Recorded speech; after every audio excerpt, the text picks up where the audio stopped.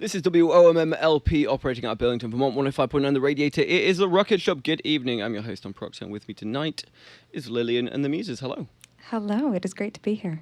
It's great to have you on. We like kicking off with a song, so what are you going to play us to start?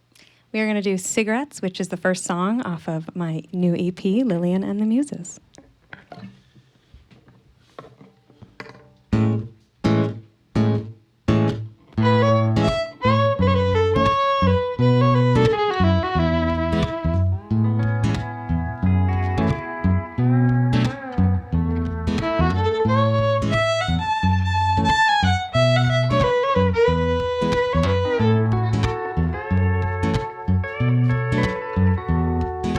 You might not smoke cigarettes, but that's not the only thing that burns.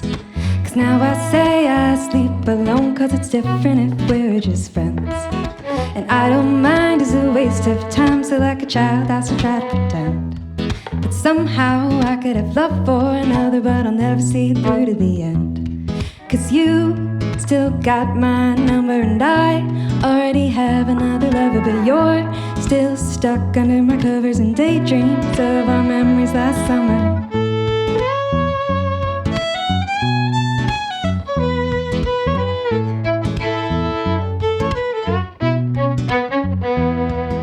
And Lord knows I've been here before, sneaking with the boy next door.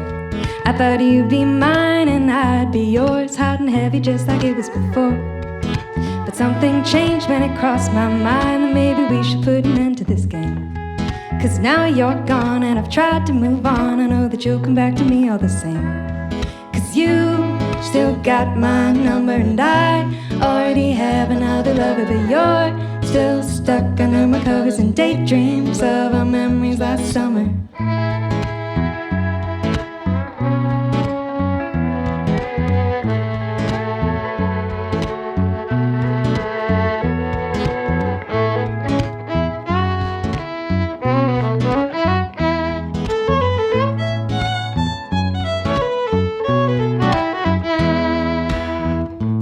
What you gonna do when I'm gone? Where you gonna put all of your love? All of your love. What you gonna do when I'm gone? Where you gonna put all of your love? All of your love.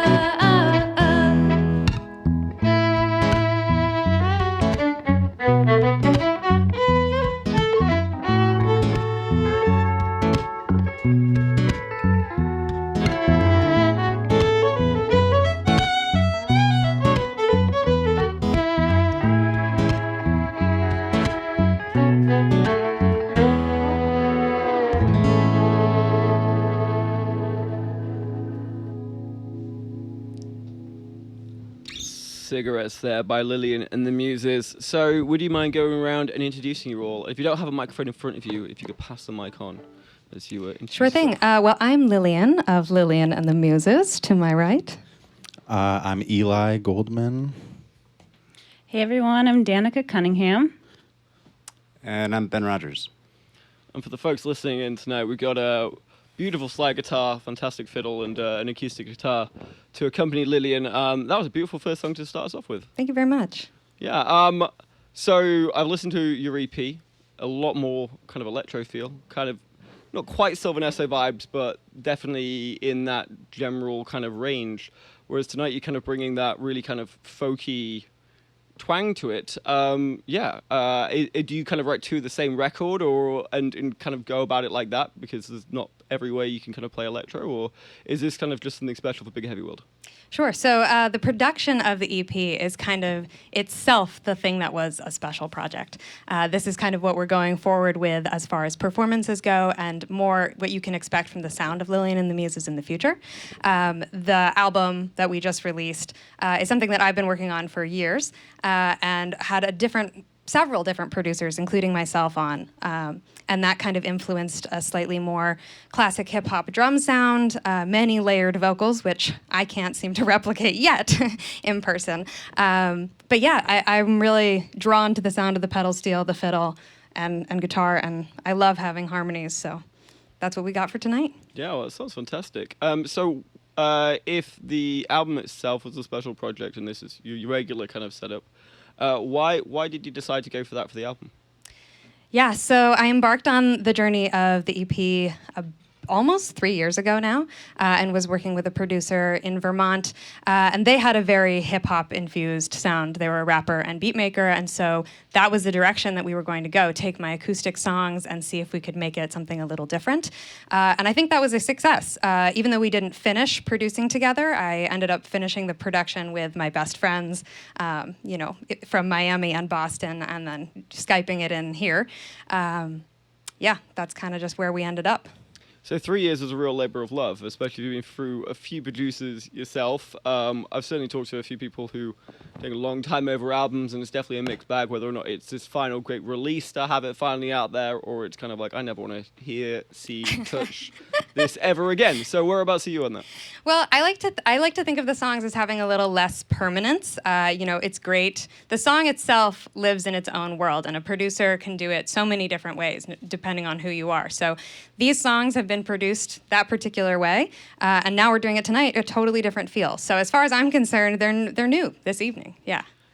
Is there a particular way you personally like playing it, or are you This. kind of like this Yeah. this is your This kind of bread setup. and Yeah, butter? we like a living room, and I'm absolutely loving this instrumentation. Yeah. Yeah. Well, it sounds fantastic. Thank you. So in terms of the album, as you said, it's kind of 3 years in the make. How did you view the songs that you were kind of listening to that? And as you said, it kind of changes depending on who the producer is or the way that you're playing it.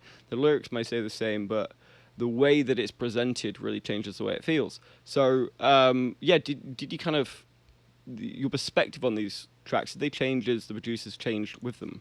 Yeah, when it started, it was much more along the lines of a minimalist work. It had a drum beat, it had a bass line, it had some vocals. We had a ton of layered vocals. But otherwise, there wasn't any additional instrumentation. There wasn't the electric guitars in the background. There wasn't all this fun stuff that really makes it ear candy. And so that's what I did with my other friends, was kind of layer on the stuff that kind of made it feel personal to me, felt more true to my roots than just like some classic hip hop, because I'm a girl that grew up on a dirt road in Vermont. So So emotionally, you feel more connected to these tracks now, and the way you're singing it now than you did maybe when you kind of started out on this project. yeah, I mean, the journey of the songs themselves has been longer than the 3 years. I wrote some of them. Some of the song seeds that I planted were many years ago, and I only just harvested them for the EP, and now again with this different ensemble. Which track on the EP would you say kind of came around first, that you kind of kept in your mind to bring about when you made your first EP? Yeah, the first one that really came to life was Clay, which is the third track. We won't be playing that one tonight, but that one has probably the most intricate of the layered vocals. There's up to 32 Lillians at once on that track. Wow, that must have taken a long time. Yes, it took forever. And we actually redid the bridge twice, so we re-recorded all those twice. As obviously it sounds fairly labor intensive, was this kind of a perfect COVID project for you, because you just had so much time to do nothing other than continue to work on this? I think it did. It definitely helped in forcing me to focus on it, since I have a tendency of overcommitting to all sorts of things. But this really did allow me to, and people just got used to working from a distance. So my friends who maybe wouldn't have been so willing to hop on Skype to mix an album were happy to have a 5-hour phone call where I'm like, can you tweak this? I want it a little lower. Were you recording this in your house? So most of the tracks were recorded in a basement in Windsor, Vermont. And then other vocals were recorded in my best friend's apartment in Boston, and then the rest on North Street in Burlington.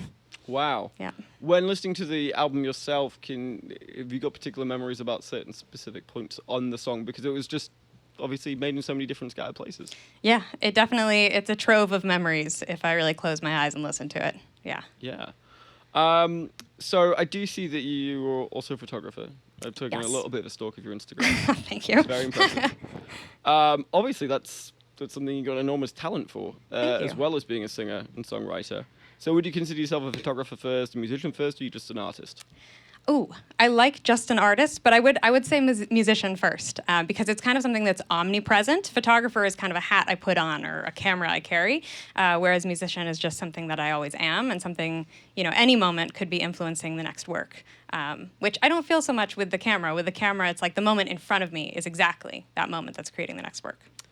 Did you dabble in music first over photography, and photography came kind of later? That's why that you kind of view yourself as a musician? Probably, yes. When I was much younger, my dad played a bit of guitar around the house, and that's when I really started singing along, and it really snowballed from there, much before I was old enough to have a camera, let alone use one in a artful way. I see. Yeah. Do you... It's difficult because obviously it's an audible kind of medium versus a visual medium, despite the fact so much of that is just so interconnected these days. Do you feel one influences the other in any way, shape, or form, or are you kind of like, this is my photography box and this is my music box, and the two do not mix? Well, I'm a big fan of music videos, so I do see the middle ground. I have released 2 different music videos at this point. There's another one coming out in the next couple of weeks for the next song that we're going to play, actually. And for me, every song that I write has a visual component in my mind. Most of them are narrative or experiences, ideas from dreams that I've had, places I've been, loves I've had, lost, all of those sorts of things. And that does, for me, create a narrative. And I love to express that through video and photo, too. You're the sort of person who walks down the street with the headphones in and you kind of just imagining yourself in that music video? Yes, and write down exactly what the music video is second to second of the song. What lenses I'm using and what we're going to do. So I watched the cigarettes video, really well produced. Thank you. Great little mini story as well. Nice surprise twist at the end. Thank you. Tell us a little bit about the production of that music video, like from the big concept, which obviously came when you were walking down the street or listening to something in your own head, to the kind of end and the end product, because it's very professionally done. It's very sharp. Thank you. Yeah, the inspiration for that song, I remember I got the hook when I was driving down North Street one day, way long ago. I was living on Loomis at the time, and it just like, you might not smoke cigarettes, but that's not the only thing that burns. Like, I was feeling a little snarky that day. But as far as the production of the video, that really was, for me, the perfect COVID project. I made my way out to California. I did a solo road trip, and I drove 10,000 miles to and from Vermont to LA and back. And it was kind of wild, but I went out there because I really wanted to work with this videographer, Alyssa Weil, who is the founder of Holy Smoke Photography, and she was incredible. And we created 2 music videos together, the cigarettes video and the one that's just about to come out, Devil in the Details. Was play not an option? Was it too romantic to do the whole going across the entire country? Is that what grabbed you, or is there other reasons why? I mean, I didn't want to turn down the opportunity and the adventure, that's for sure. But I really just wanted to work with her, and she had so much going on in LA that I wanted to make sure that I wasn't disrupting her life to make a music video. I wanted to do a shot on roller skates on the Venice boardwalk. I mean, that just sounded perfect to me. So it's a classic. Thank you. Well, I would love to hear another song, and obviously you're going to sing the next one from the new video that's coming out. Yeah, we'd love to. So this is Devil in the Details.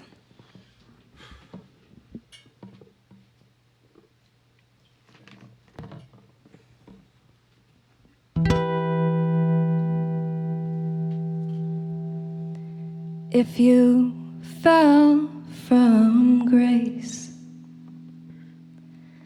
where does that leave you?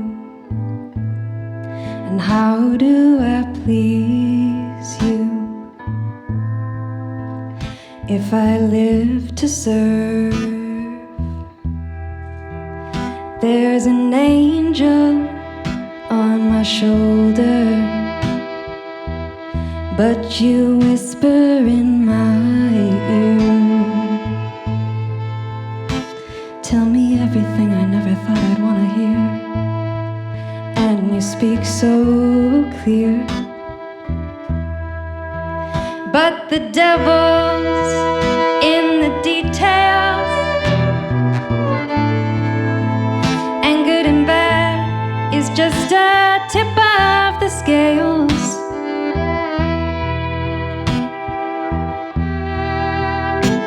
And I would walk a fine line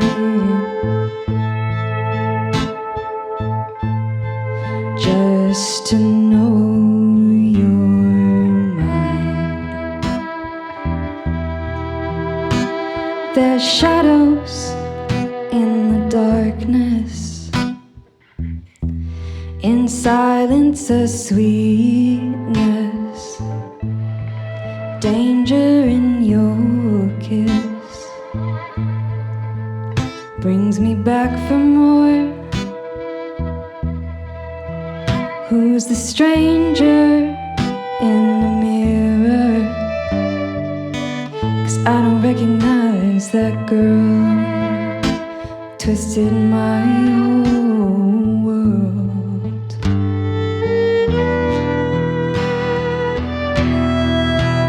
It's a dangerous game that we play, to hope the cards all fall the right way. And you don't have to ask me to stay. We can live to die another day. But the devil's in the details, and good and bad is just a tip of the scales.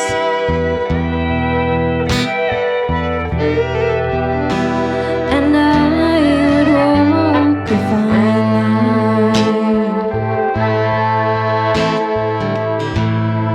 just to know you're mine.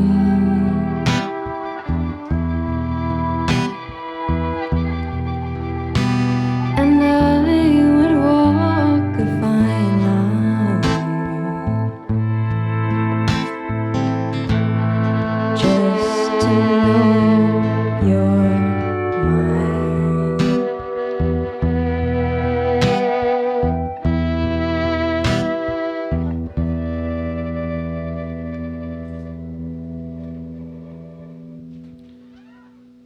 Devil in the Details there by Lillian and the Muses. Now I've got to ask, after seeing this cigarette video, what we got to expect for the Devil in the Details video? Well, it is spooky season. Happy first day of fall, everyone.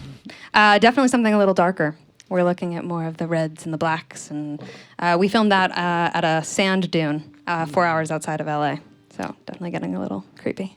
Is it got kind of the same?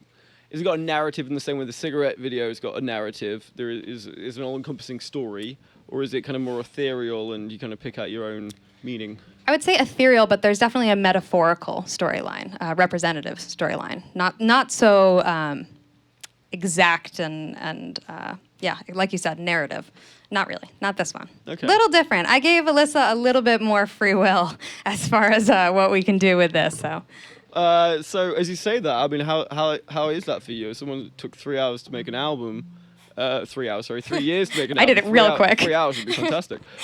Someone took 3 years to make an album. Are you the sort of person that really has to, have it perfect in your mind before you're kind of ready to let it go? I'm a bit of a stickler, but I'm also very confident in the artistic integrity of the people I work with and the people that I hire to do work with. So that's really important to me. I'm not going to choose to do a project with you if I don't trust your creative eye or your creative ear. So with Alyssa, it was really easy for me to hand over the reins, and she also respects my experience in photography and what have you. So us being able to collaborate and go back and forth has been a really positive experience. I have had not so great experiences working with other visualists and people who do specifically video work. It can be a challenge because, whether or not that's a good shot, I don't like it of me, so we're not using it. Is it because you're a photographer and you kind of can see what a good shot is and can frame things in the way that you feel is aesthetically most pleasing? Is that why you sometimes give that pushback? I'm sure that it has something to do with it. I think a lot of it has to do with the ego and vanity too. You see a shot of yourself and you're like, oh, that's not the one, And then you see one and you love it. Yeah. But the lighting's not as great. Well, which choice are you going to choose? The more aesthetically pleasing one or the one where you like your smile? It really depends. And sometimes the best part about hiring someone else who is also a professional in that space is they can say, you look fine in all the shots. Just take this one. This one's better. I like this one. So be honest, if I'm paying a photographer to work for me, I want them to say more than I look fine. Amazing, beautiful, Yeah. radiant. Oh yeah. So Alyssa's a little more complimentary than just you're fine. Let's move on. Yeah. Was going to mention, especially in comparison to the album, that last song was obviously quite melancholy. It was, as you said, ethereal. In the album, there is this really interesting juxtaposition between the lyrics that you're writing about, which seems to be about heartbreak or love lost or something a little bit darker, versus the way it kind of comes across, which seems light-hearted and fun and playful. It's one of those ones where you kind of really listen to the lyrics to kind of understand what that song's really about. Is that intentional, or is that something that kind of just came about? I'm definitely one to just let the music come however it wants to come. For example, Devil in the Details, the moment that it came to me, there was a fan on because it was super hot in Burlington that day, and I'd just gone on a run, and I was laying on my yoga mat, and I started humming along to the fan, and boom, it was there. Cigarettes was a little different. I was driving down the street. Whatever form it comes to me in, I try to respect that. And, kind of a little reflection of that ideology is in the title of this group, Lillian and the Muses. If the Muses speak to me, I listen, and I don't question it too much. So, would you say the Muses are the people around you right now, or the Muses kind of just the vibes you're getting, or is this both? So I am Lillian and the Muses, but these are also the Muses with me here tonight. The Lillian and the Muses name is it works twofold. It can be with the band that I'm playing with, or it can just be referring to where I draw my inspiration, which is kind of these idea of ephemeral creatures or spirit or feeling that give you ideas in music and poetry and art. Bit Marina of the Diamonds-esque. Sure, yeah, yeah. So you said you kind of just brought this ensemble fairly recently together, was the kind of implication I was getting. So how did you four kind of come together? What's the story behind you guys as a group? Well, I'll tell you, Eli and I have known each other since infancy, quite literally. And we've been playing together for several years now, probably close to 6 or 7 years. We were formerly in a band called Band of the Land, which was a great 4-year project, right? And so now, we've been playing music here and there throughout summers and when we have free time. And I just really recently met these two. So I'm really excited to be working with them. Eli introduced me, and it's just been it's grown a family, you know what I mean? How long have you been playing with collectively? This is our first show, all 4 of us. Wow. Mm-hmm. You guys are very tight, considering this is the first time you played in front of other people. Thank you. I'm assuming you practiced a fair amount, or maybe you're just all musical geniuses. We did some rehearsals, yeah. Talking of practicing, I did read that you're somewhat classically trained in singing. Yes, yeah. So do you want to tell us a little bit about your history there? Sure. I've been taking vocal lessons since I got a solo in a school play in 6th grade, and someone said, "Oh, you should take singing lessons," and I took their advice on that, and then I decided to go to. I started singing in the Vermont Youth Orchestra chorus when I was a kid, and that really fostered a love for classical music. So when I was moving into high school and into looking at colleges, I sang overseas too with a choir called the Mädchenchor in Hanover, Germany, and deepening my love for classical. And then I ended up auditioning for Berklee College of Music for classical opera singing. Got in there, did a year there, and then transferred via an audition to UVM and rounded out my music career, training there. Yeah. Wow. And I mean, as a classically trained singer, how does that then come into the music that you're creating? Because the people around you, I don't know how many other people are here, are classically trained. It's a bit of a different way of getting to where you are now, and with so many different rules and so many different methodologies.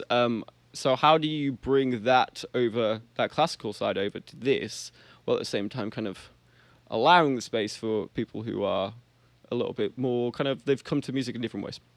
Well, I think at this point, the classical training is a bit more subliminal than it is kind of at the front of my mind. I've been doing music in bands, like the band I was in with Eli, for a while now, and so that's kind of taken hold, the idea of collaboration. Also as a vocalist, I think often it's not like I'm tied or married to sheet music. So I'm very much here to play by ear just like everyone else. Yeah. I'm assuming it just gives you a far bigger range than you otherwise would have had. I mean, it definitely helps with all the vocal layering. When I want to sing everything from like a high tenor part to like a soprano one, that's great. That's great because I can use some classical opera lines. In Clay, you can hear some really high ones out there. And there'll be more music that has a lot of the operatic layering in it. Remember, there's 32 layers on that one track? Yeah, 32. 32. Yeah. Pretty incredible. Well, we'd love to hear another song. So Sure. what have you got for us? Well, we are going to do, we're actually going to debut a song for you right now. This track is called Sophia.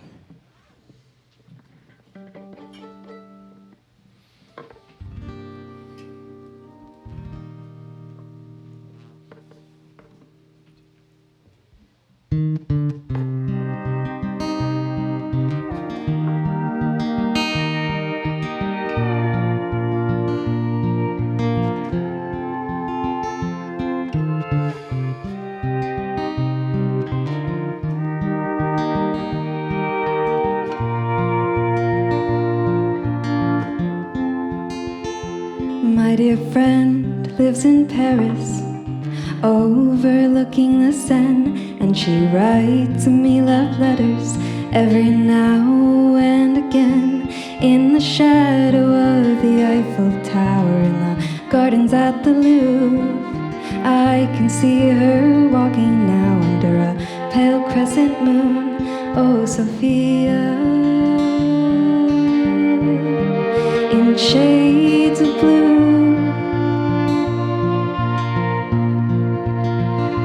Painted pictures of the city, looking down from Moulin Rouge. Red wine in the morning, caffeine to pull you through. Oh, and I could simply walk for hours just to talk with you. Oh, Sophia, leaving's made me blue.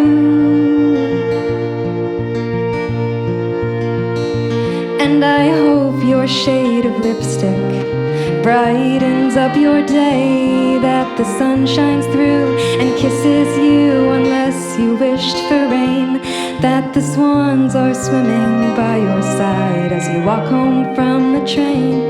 Oh, Sophia, blue water's all the same.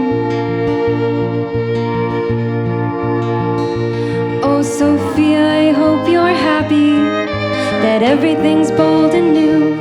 In the pleasant type of unfamiliar we grow accustomed to.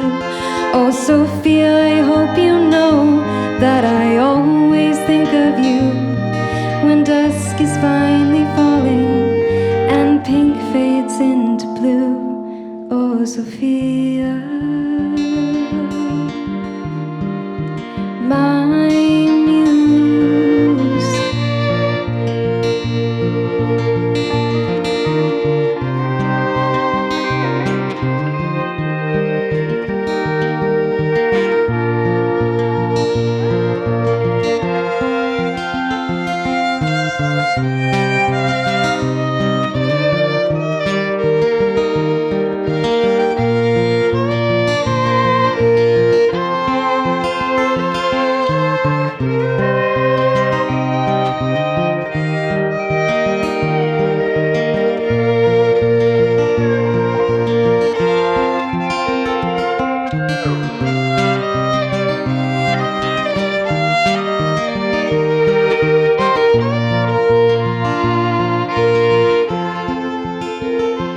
Oh, Sophia,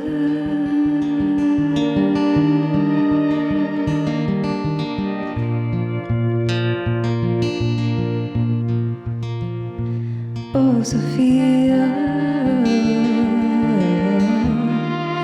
home misses you.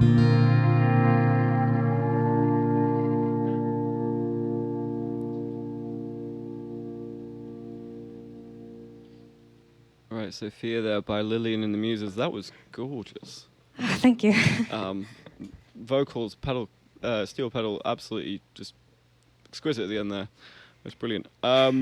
Does Sophia know that she has a song about her? Yes, Sophia is at this point painfully aware that there is a song about her, yes. I mean, at least it's a good song. Thank It you. would be far worse if you had a song sung about you and it was terrible. Yeah, that's fair. So you did mention, well, obviously playing new songs. Yeah. So tell us a little bit about where you're going from this point, because I would suggest that you potentially got another project on the way. Yes, so there are projects, plural, on the way. Like a lot of people, I think, I did have some time in COVID to think about what I'm doing and what I want to do with my music. And when we started playing in this sort of layout with these specific instruments, I definitely felt more compelled to write more music that was not necessarily anything specific, but that could be represented by these instruments. Sophia is one of those songs. The next song we're going to do, Leo Moon, is one of those songs. Yeah, I mean, I'm just going to keep listening to the Muses. I don't want to commit to a genre. I feel like they wouldn't like that.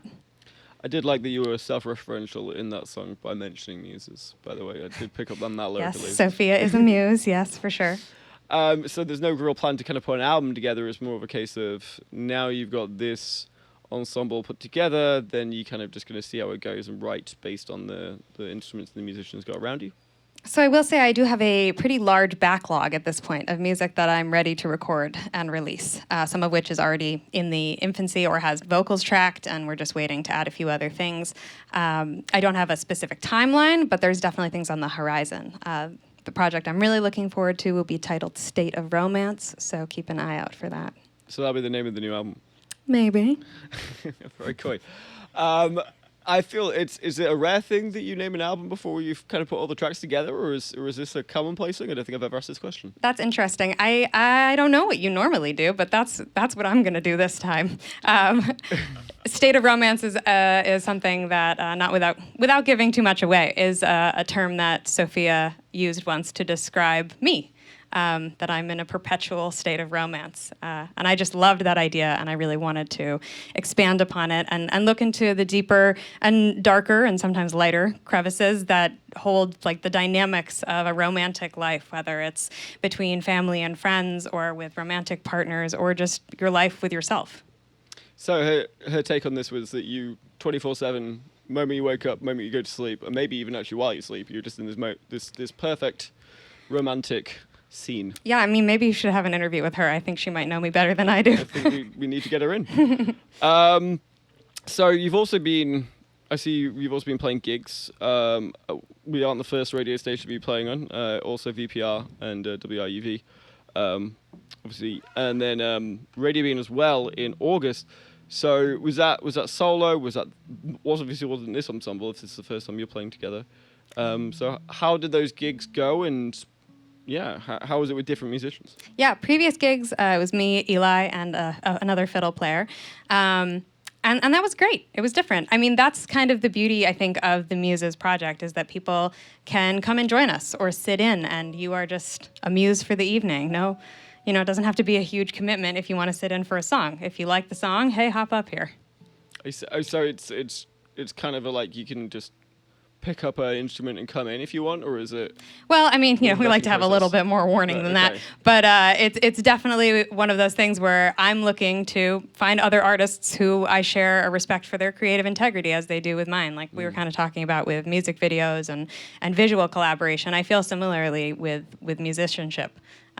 If someone feels like they have something to contribute that would really add to the sound of this project, then I'm all ears. It takes me back to a gig I saw in Montreal once where everyone swapped instruments at the end of every song, but they would also just get people on from the crowd to take up an instrument when someone wanted to take a break. It was an interesting gig. How did it sound? Some of the times it was great. Some of the time it was great. What a good review. Depends on what the makeup was at the time. If you stick me on like vocals, though, you're always going to have a bad time. Yeah, so I also noticed with your EP, you've got that really nice little cartoon for the front cover, and being an aesthetic artist as well, photographer, how much do you try to bring that in, not in like terms of influencing music, but how much do you try and bring that into you as a group, Lillian and the Muses as an individual, as a group, as an artist in general? Like the identity of Lillian and the Muses? Yeah. Yeah, I think with so many things, I don't think it exists in a vacuum. So any of the work, whether it's visually inspired cartoon or lifetime video, audio, whatever. I think it can all kind of be its own living entity. I mean, I am Lillian and the Muses. It's kind of strange to refer to yourself as a plural, but that is kind of the idea. I mean, all of this cumulatively is Lillian and the Muses, one of my hats.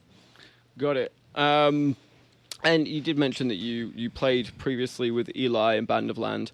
What was it that made you realize it was time to strive for, I wouldn't say a solo project exactly, but kind of in the same way, a solo project? Yeah, Band of the Land had an awesome run, and we released 2 albums that we're very proud of. And it just kind of came to a natural end. And there was a breathing period before Lillian and the Muses started. So it just, was one of those things that ended. And Eli and I didn't stop playing music just because that project ended. Our musicianship goes a little deeper than that. Just one project, yeah. It sounds it. So, Eli, did you have something to add? It seemed like you were... Oh, yeah. Just was going to say that we played music before Band of the Land for a number of years, and so we'll probably be playing for another Christmas number. parties and things, yeah. Right. As a partnership of two of you, as you said, you've known each other since infancy. How does that affect the way that you write, practice, perform? Come on, you must know each other remarkably well at this point. Yeah, pretty well. I mean, both of our fathers work at the same company, so we have known each other for 30 some odd years. Yeah, they've worked together for a long time. And so, yeah, we only really started connecting musically maybe in like early teenage years at the Bird's Eye Building Company Christmas parties. And it's just been, that's how it started. And we've co-written a lot of music together. Often, a lot of the process for me is writing lyrics or a melody or something, and then creating. I usually record kind of a cappella reference tracks to represent what I would want instrumentation to do. And Eli is exceptionally gifted at interpreting those tracks that I show him, and providing chords and starting with the instrumentation, and then going farther than that, helping. Kind of orient new band members to what Lillian's vision is, because pretty good interpreter at this point. The Lillian and Muses orienter. I like that. You should stick that one on your CD. Yeah. Your name tag. We can go with arranger, but orienter is okay. but yeah, I like to do arranging. My primary instrument is bass guitar, and so I feel like that puts me in a really supportive role and kind of like facilitating the music from kind of the bottom up and holding things up and holding things together. So I like to kind of provide a really good canvas on which musicians such as Ben and Danica and Lillian's voice and and more can kind of shine. And I hope to get him on upright bass again soon. So we'll be looking forward to that. That looks fantastic. I'm just imagining you on day one with like a welcome packet that you give them with like a login detail. Welcome to Lillian and the Muses. Come right over this way. If you check page 1, you'll find it. We've got a Zoom meeting at 2. You have to make it. So we're coming a little bit to the end of our show, but I want to make sure that we're leaving some room in order to let you tell us about what upcoming gigs you've got and where do we find you, online or elsewhere. Sure, yeah. So as of upcoming gigs right now, there aren't any on the books in person, but we're going to continue booking shows. But yeah, as far as finding us online, that might be the best way to do it. We are on pretty much every streaming service that you can think of. Instagram, Lillian and the Muses. Got it on Facebook. And yeah, just give it a Google. I mean, I'd love for you to watch the music videos. Those are a labor of love, and the more people that see them, the better. I hope that you enjoy the narratives. There's 2. They're called Cigarettes and Spring. Yeah, Cigarettes especially, very good. Very much worth watching. I need to go and watch Spring myself because I've not seen that one yet. Yeah, and go ahead and hit subscribe so you get a notification when that new music video comes out, because that's coming out in just a couple weeks there. So. Okay, everyone else bar me hit subscribe because I hate doing that. So yeah, what have you got to play for your last song? This is another debut tune. This one is called Leo Moon.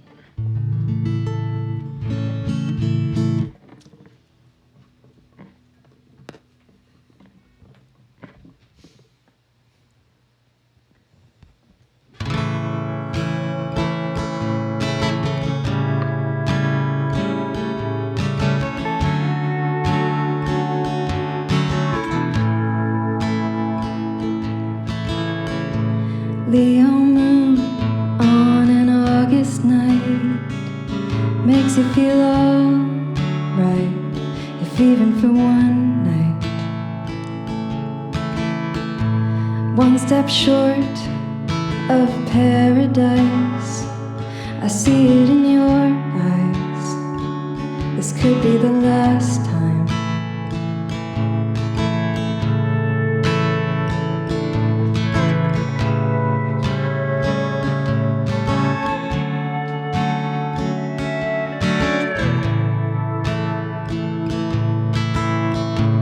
Morning breaks and the tide is high.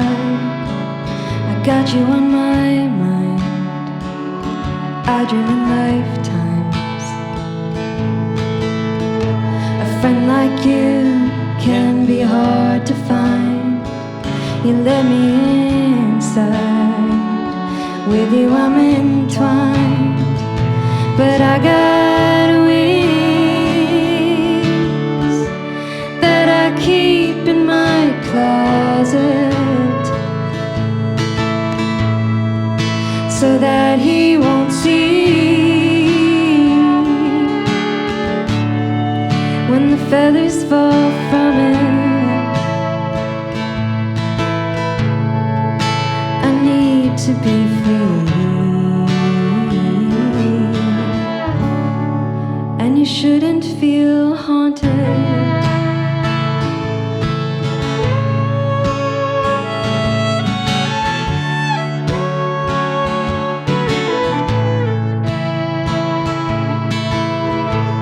Leo moon on an August night makes you feel alright, if even for one night. A friend like you can be hard to find. You let me inside. With you I'm entwined, and I got wings that I keep in my closet, so that he won't see when the feathers fall from it. I need to be free, and you shouldn't feel haunted. I don't want you to leave, but you said that's what you wanted.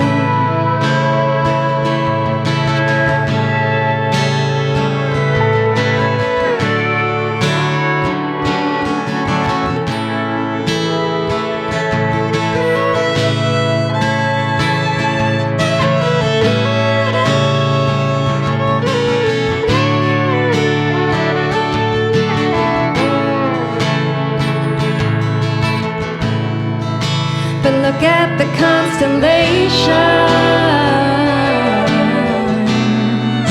We're running out of light, and without navigation, chasing the skyline.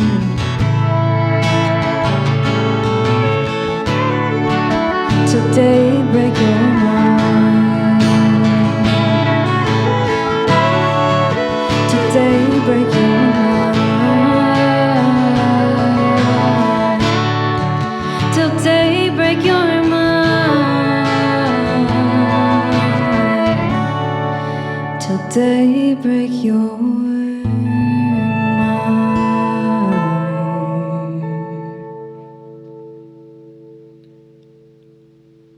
Lillian and the Muses playing us out with Leo Moon. Thank you all so much for coming in. Thank you very much for having us. Not at all. This is phenomenal. And when that new album finally comes out, even though it's got a title already, please come back in. Thank you for having us. We'd love to come back. So catch us next week. We have got Indie Kingdom coming in, so definitely worth a listen. But for now, this has been 105.9 The Radiator, The Rocket Shop. I've been your host, Don Proctor, and good night.